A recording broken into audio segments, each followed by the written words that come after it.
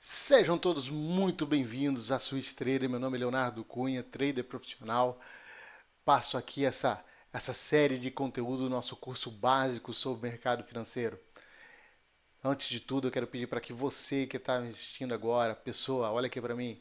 Quero pedir para que você, pessoa, se inscreva no nosso canal, dá um curtir aí no nosso vídeo, certo? Ativa lá o sininho para que você possa ver os demais conteúdos que a gente está gerando. Tem conteúdos muito bons, tanto esse treinamento desse curso, quanto demais conteúdos. O cenário da semana, o cenário semanal, que eu falo o que aconteceu na semana anterior e o que pode acontecer na próxima semana, indicadores, tem coisas bem, tem conteúdo bem bacana que a gente está desenvolvendo. E daí quando você coloca o sininho, você vai saber que aqui tem conteúdo novo e acaba podendo assistir e também passar para aquele seu colega, aquela sua amiga que está querendo entender um pouquinho mais sobre o mercado financeiro. De antemão, esse treinamento ele nasceu por causa de uma pessoa, uma conhecida minha, que falou assim, cara, o seu conteúdo está muito avançado, eu queria saber se você tem um curso básico, tudo. E foi por causa disso que eu desenvolvi essa série de vídeos aí como conteúdo básico sobre mercado financeiro. Então, novamente, agradeço. Você já se inscreveu? Pessoal, olha aqui para mim. Oh, já se inscreveu? Beleza. Já curtiu? Curtiu? Beleza. Então, vamos lá para o nosso treinamento. Quem já vem assistindo, né, já sabe qual que é o próximo slide. Mas antes, o que é o treinamento de hoje, Léo? Aula 4. Bolsa de Valores, Índice nos Estados Unidos e Brasil. Vamos entender um pouquinho quem que são esse povo, esses caras. Mas antes de entender eles, vamos falar novamente sobre o nosso treinamento. Esse treinamento é um treinamento básico, só que nós temos um treinamento onde nosso treinamento, a espinha dorsal, ela envolve três pilares. O primeiro pilar é sobre cenário econômico. Novamente, se eu sei o que motiva o mercado, eu minimizo o risco nas minhas operações, porque eu sei o que eu aumento a probabilidade de acerto, certo? O segundo treinamento é um treinamento que para mim é um dos mais importantes, que é um treinamento sobre equilíbrio comportamental do trader no momento das suas operações. E o terceiro envolve a questão de técnica operacional. A grande maioria cai direto para a técnica operacional, mas não cuida disso aqui. Não cuida do seu controle emocional para suas operações. A maioria cai direto para a técnica, mas não aprende o que motiva, o que fez, o porquê aconteceu aquilo naquele exato momento. Então, por isso que a mão é a contrária. Primeiro, eu preciso entender o que pode mover. Quando eu sei o que pode mover, eu aumento a minha probabilidade de acerto e, consequentemente, se eu também tenho um controle para minhas operações, eu vou para o último, que é o mais simples, que é a cereja do bolo, que é a técnica operacional. Sem mais delongas, vamos para a nossa aula 4 aqui, que é a nossa aula que fala sobre a Bolsa de Valores e também nós vamos falar sobre os índices, né? E tanto o Brasil quanto os Estados Unidos. Como eu opero muito nos Estados Unidos, eu amo as operações para o mercado americano, eu destaco as três principais, né, as três grandes, que é a NYSE, que é a Bolsa de Valores de Nova York, onde tem lá aquele touro, que todo mundo vai lá, tira foto. Né? Eu não sei porquê, mas muita gente vai lá no saco do touro e pega, diz que dá sorte. Né? Mas cada um com a sua superstição. Para mim, nada é sorte. Para mim, é o que realmente é conhecimento, dedicação e muita disciplina. Certo? Mas a NICE, ela nasceu em 1972, tá? E o volume de negócio está alocado em Nova York. E o volume de negócio da NICE é em 2021, mais de 21 trilhões de dólares. Não sei se você escutou, mas só essa bolsa de valores, em volume de mercado, em negócios, gira mais de 21 trilhões de dólares. Trilhões de dólares. Agora, quem assistiu o vídeo passado entendeu o que eu estou querendo dizer. Olha onde está o mercado brasileiro e o quanto é o mercado americano. 21 trilhões na época. Hoje é muito mais, tá? Hoje é muito mais e a gente tem que atualizar essas informações.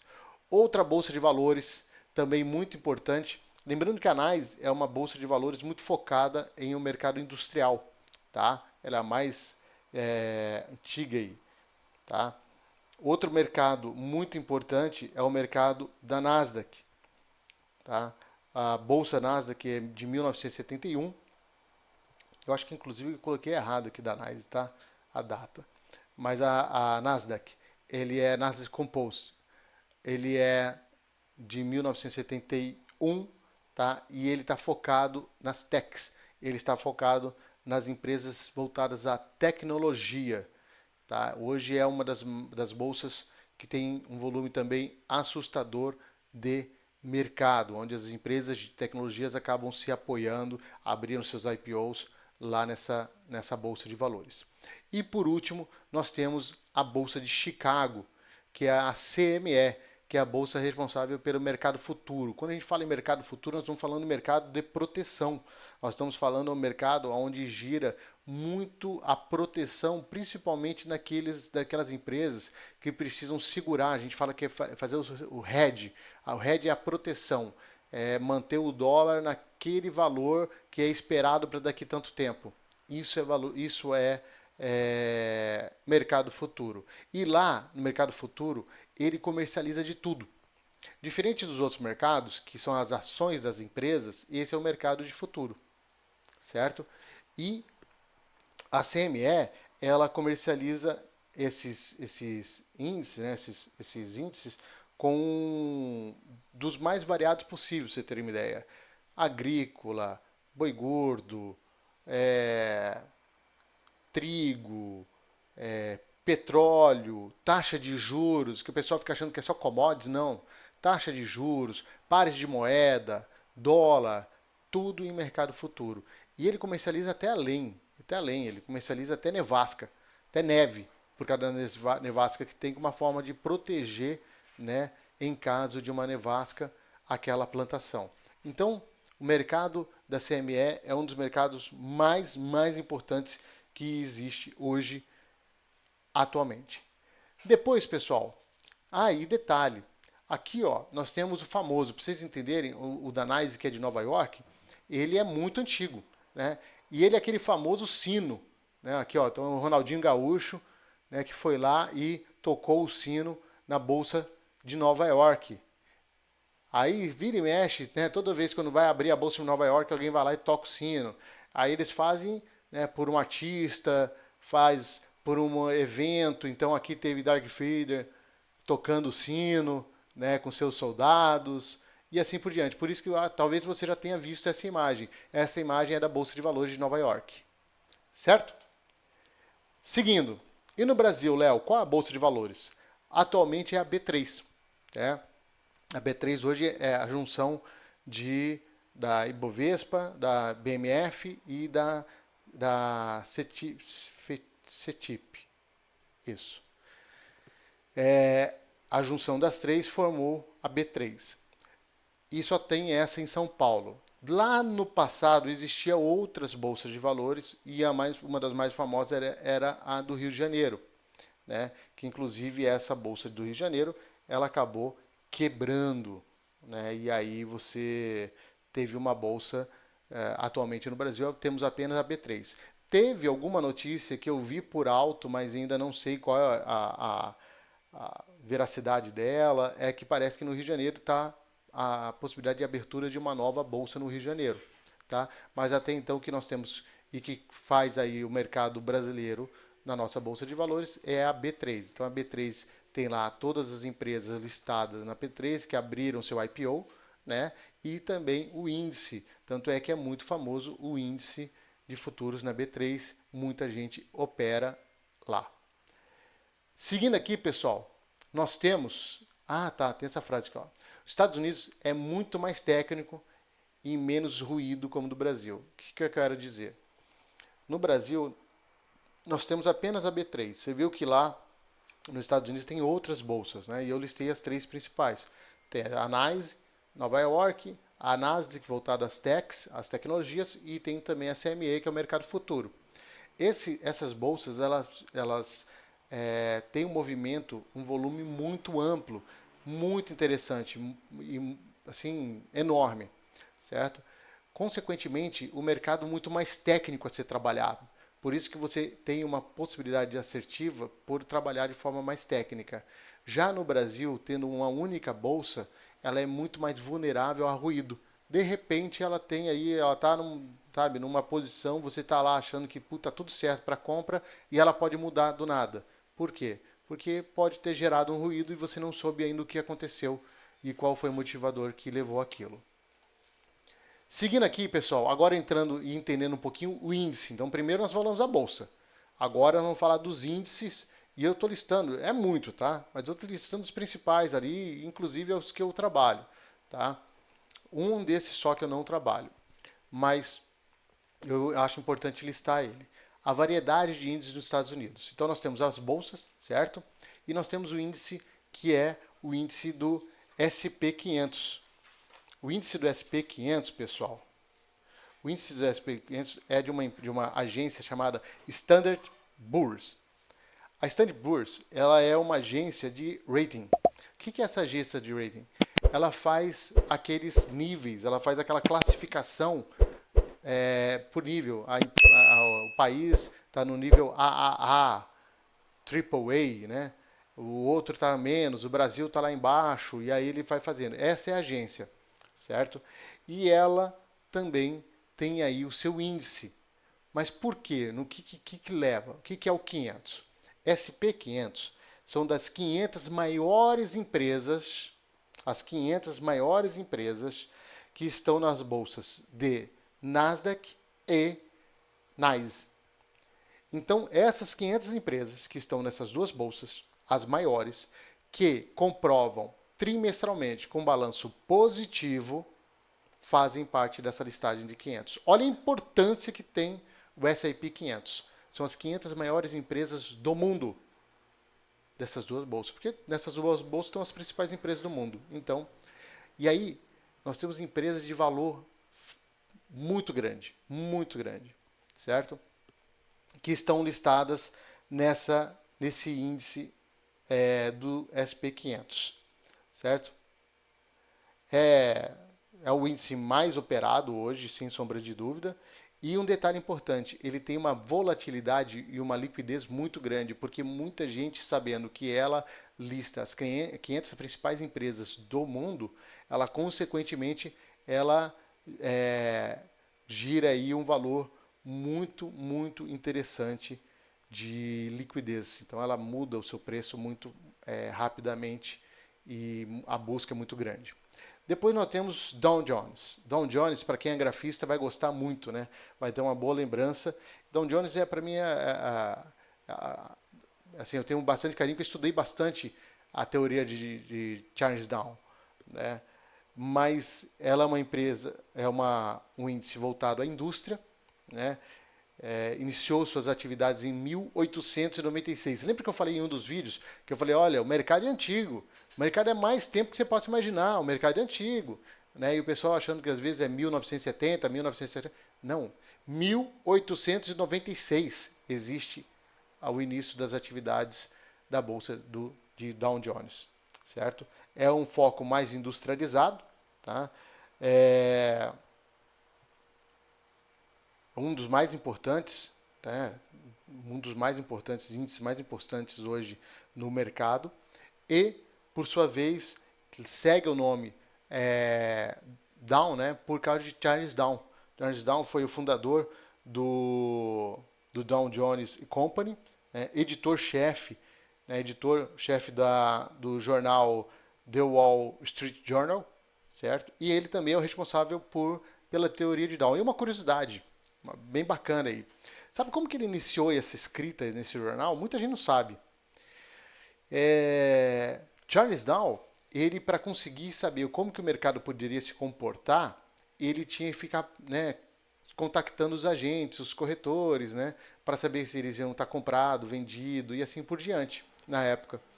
E aí ele ia, perguntava, até que começou a ficar caro. Alguns começaram a cobrar essa informação dele. E começou a ficar caro, até que chegou um determinado momento que ele começou a perceber que o mercado ele foi gerando um movimento. E aquele movimento ele ia se repetindo com o passar do tempo na época. E foi a partir daí que ele gerou a sua teoria, que tudo que expande também retrai, né, em cima de uma determinada porcentagem, aí foi, ele uniu a mais algumas teorias, como Fibonacci, assim por diante. Foi por essa teoria que ficou muito conhecido e ele parou de pagar esses e ficar perguntando e seguiu as suas escritas nesse jornal também.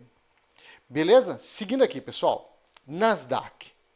Nasdaq. Olha, eu amo operar Nasdaq. Nasdaq começou as atividades de índice em 1971. Ela tem listadas lá mais de 3 mil empresas no índice Nasdaq, certo? Sendo que dessas 3 mil empresas, a gente destaca a famosa Sete Magníficas, né? São as empresas que estão também listadas. Lembra que eu falei que o S&P 500 lista as 500 maiores empresas. Se as 500 maiores empresas, 7 fazem parte da Nasdaq, as 7 maiores empresas estão na Nasdaq, elas também estão influenciando no S&P 500. Por isso a sua correlação. Olha só, vou até parar. Se você não curtiu depois dessa informação, essa informação está no curso. Se você ainda não curtiu, curte aí. Pessoal, curte. Curtiu? Beleza, obrigado. E se inscreva e nos siga no nosso canal. Tá certo? Porque essa informação foi uma informação bem bacana, bem relevante. E ela lista as 7 magníficas. Dentre as 7 magníficas que fica disputando ali, nós temos a Apple, nós temos a Nvidia, nós temos a Meta, nós temos a Alphabet, que é o famoso Google, nós temos Microsoft, nós temos Tesla, nós temos várias empresas que estão listadas ali, certo? E essas empresas, para você ter uma ideia, ela tem um volume, ela tem um valor de mercado tão amplo, é que eu não vou arriscar agora falar, mas se eu não me engano, eu acho que está na casa dos 3 trilhões, alguma coisa assim.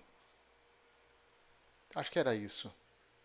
Acho que é isso, 3 trilhões, 3 ponto alguma coisa da mais valiosa hoje no mercado, que fica trocando ali entre a Nvidia, a Apple, Nvidia, Apple. Hoje a Nvidia está em terceira e a Apple continua ali sendo a empresa mais valiosa do mundo, certo? Então é muito, a liquidez da Nasdaq é assustador.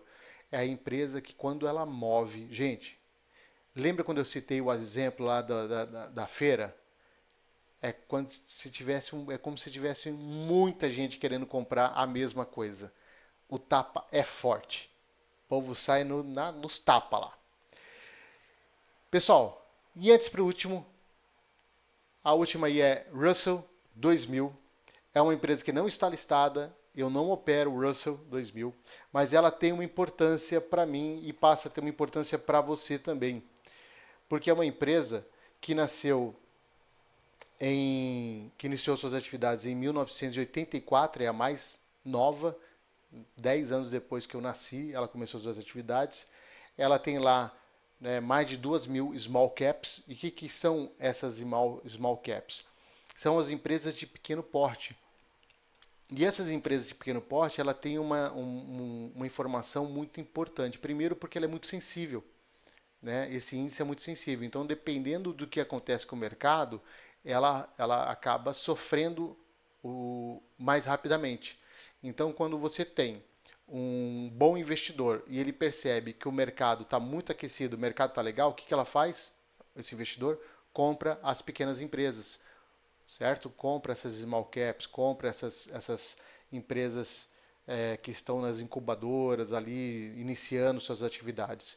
Quando o mercado não está bom, ela não compra. Por quê? Porque não vai colocar o seu dinheiro em risco, o seu patrimônio em risco.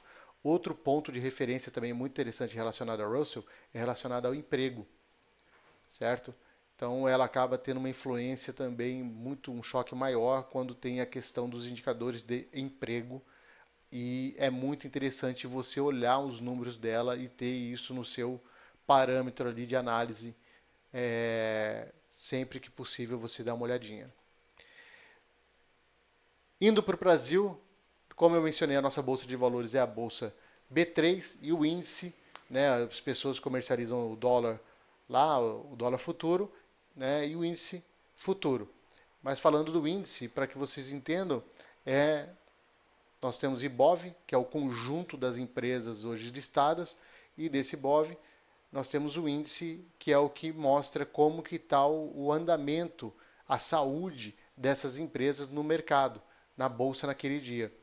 Então nós temos aqui o índice futuro da Bolsa de Valores da B3, certo?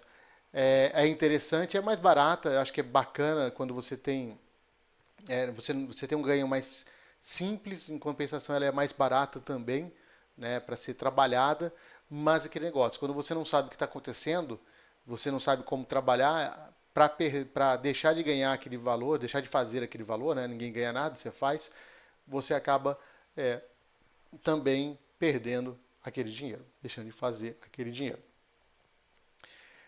Pessoal, antes de encerrar, quero pedir para você, pessoa, está olhando para mim aqui, se você curtiu o nosso vídeo, nessa aula 4 aqui, passando informações muito bacana, hoje passando informações sobre bolsa de valores, sobre índice, se você curtiu, vá lá, siga o nosso, se inscreva, curte aí, curtiu? Deixa eu ver. Obrigado, muito obrigado por ter curtido. Se inscreva, certo? Ativa o sininho, esse sininho que deve estar por aí.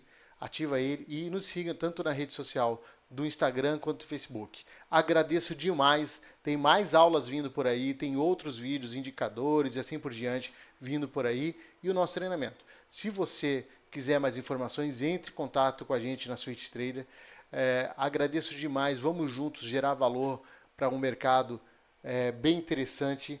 Acho que é interessante para que você possa ter uma renda paralela, caso você já tenha um trabalho, né, se mantenha o seu trabalho. Caso você não tenha um trabalho, vamos estudando, mas não faz investimento, apenas vai estudando e obtendo conhecimento, para daí você iniciar com maior segurança. Não se engane achando que você pode operar e vai ganhar uma grana lá e resolver sua vida. Não é assim que funciona. Tá certo? Um forte abraço. Que Deus, olha aqui, ó. Que Deus te abençoe muito, muito o seu dia, a sua noite e vamos seguindo. Conto muito com você também nessa divulgação dos nossos trabalhos.